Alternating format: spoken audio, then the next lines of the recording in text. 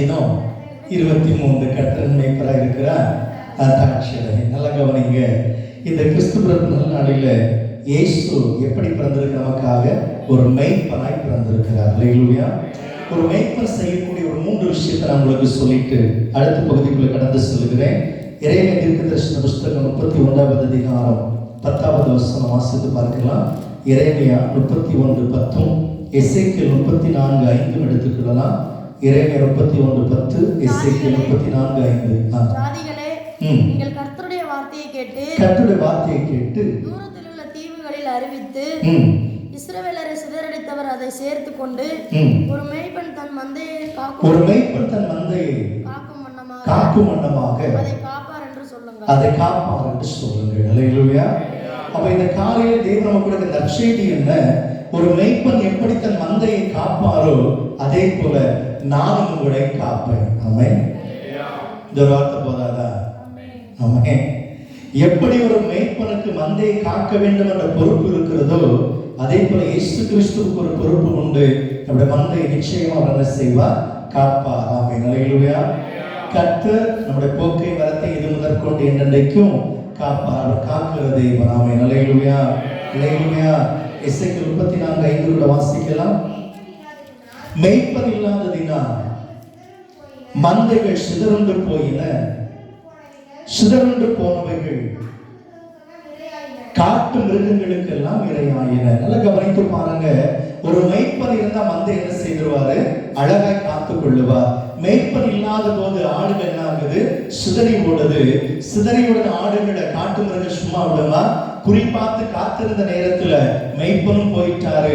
ஆடுகளை சிதறடிச்சு காட்டு மிருகங்கள் அதுக்கு என்ன செய்து இரையாக்கி கொண்டதுன்னு வேதம் சொல்லுகிறது. அப்ப இயேசு வந்த நோக்கம் என்ன? எந்த ஒரு தீமைக்கு என்ன செய்யல, ஒப்பு கொடுக்க அவருக்கு விருப்பம் இல்லை. ஆமென். அல்லேலூயா. என் பிள்ளைகளை காட்டு விலங்கு போல துஷ்டகாரியம் எதுவும் என் பிள்ளைகள் அணுகக்கூடாது, என் பிள்ளைகளுக்கு ஒரு சேதமும் வரக்கூடாதுன்னு சொல்லி என் பிள்ளைகளை நானே காப்பேன் என்று சொல்லி காக்கிற நல்ல மேய்ப்பனாய் அவர் பெத்லகேமிலே வெளிப்பட்டார். அல்லேலூயா. அல்லேலூயா. அவர் மேய்ப்பன் முதலாவது செய்கிற விஷயம் மந்தையை காத்துக் கொள்ளுவார். எந்த காட்டு விலங்குகள் துஷ்ட விலங்குகளுக்கும் ஒப்பு கொடுக்க மாட்டார். அத வேதம் சொல்லுது, இனி துஷ்டனின் வழியாய் கடந்து வருவது இல்லை. ஆமென். அல்லேலூயா. சந்தோஷப்படுங்க. கர்த்தர் என்ன செய்கிறாரா? நல்லா காத்து கொள்ளுகிறார். உண்டா இல்லையா? அவர் வேலை மட்டும் இல்லைன்னா என்ன ஆயிருக்கு என்பது நமக்கு நல்லாவே தெரியும். இந்த மேய்ப்பன் காக்கிறவர் மட்டுமல்ல.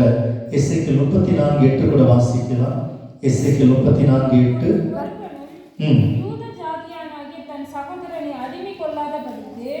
அவனவன் எபிரேயனாகிய தன் வேலைக்காரனையும் எபிரேய ஸ்திரீயாகிய தன் வேலைக்காரியையும் சுயாதீனராக அனுப்பிட வேண்டும் என்று அவர்களுக்கு விடுதலை கூறும்படி எசேக்கியேல் 34. கர்த்தராகிய ஆண்டவராய் இருக்கிற நான் என் ஜீவனை கொண்டு சொல்லுகிறேன். மேய்ப்பன் இல்லாததினால் என் ஆடுகள் சூறையாகி என் ஆடுகள் காட்டு மிருகங்களுக்கெல்லாம் இரையாய் போயின. என் மேய்ப்பர்கள் என் ஆடுகளை விசாரிக்காமல் போனார்கள். அல்லேலூயா. ஒரு மேய்ப்பன் முதல்ல காக்கிறாரு, இரண்டாவது என்ன செய்கிறாரா? விசாரிக்கிறார். என்ன செய்யறாரு? விசாரிப்புனா என்னது?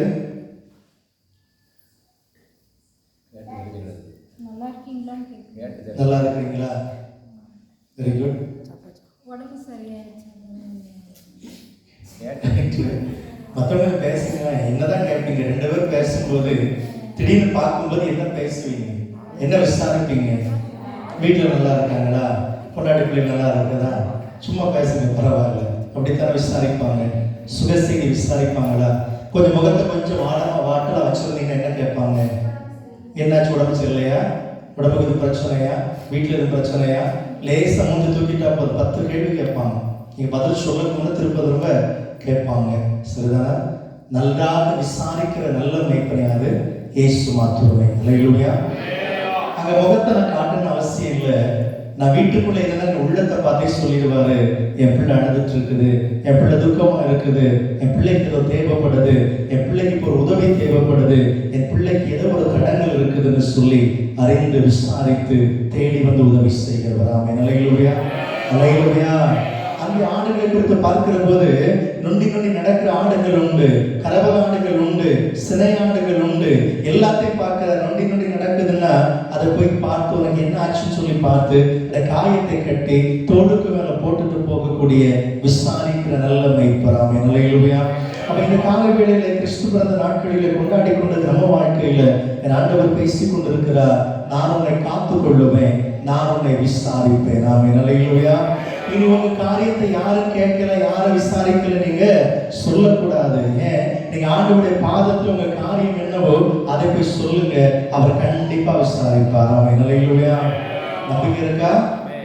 அறை வீட்டுக்குள்ள உட்கார்ந்து கதவை பூட்டிட்டு அப்பான கூப்பிட்டாலும் என் சத்தத்தை கேட்டு விசாரிப்பார். பிள்ளைக்கு என்ன ஆயிட்டுன்னு சொல்லி கண்டிப்பா கேட்கக்கூடிய நல்ல மெய்ப்பன். அது மாத்திரமல்ல, ஆமோஸ் தீர்க்கதரிசன புஸ்தகம் 3வது அதிகாரம் 12வது வசனம். ஆமோஸ் 3:12, யோவான் 10:11 எடுத்துக்கோங்க. ஆமோஸ் 3:12, யோவான் 10:11 வாசிப்போம். ஒரு மேய்ப்பன் 2 கால்களையாவது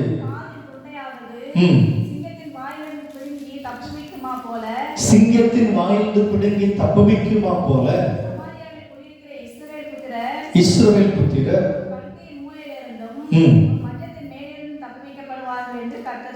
ஆமென். ஹல்லேலூயா. 3வது இந்த மேய்ப்பன் என்ன செய்வாரா? தப்புவிப்பாரா. ஆமென். ஹல்லேலூயா. என்ன செய்வாரு? தப்புவிப்பார். அதுக்கு உதாரணமாக சில காரியத்தை சொல்லியிருந்தார். ஒரு மேய்ப்பன் ஆடுகளை மேய்த்துக் கொண்டிருக்கிற போது ஒரு துஷ்ட மிருகம் அவனை பிடிக்க வருகிறது, வேட்டையாடுகிறது. அந்த மேய்ப்பன் போராடி 2 காலையில காதுகளையாவது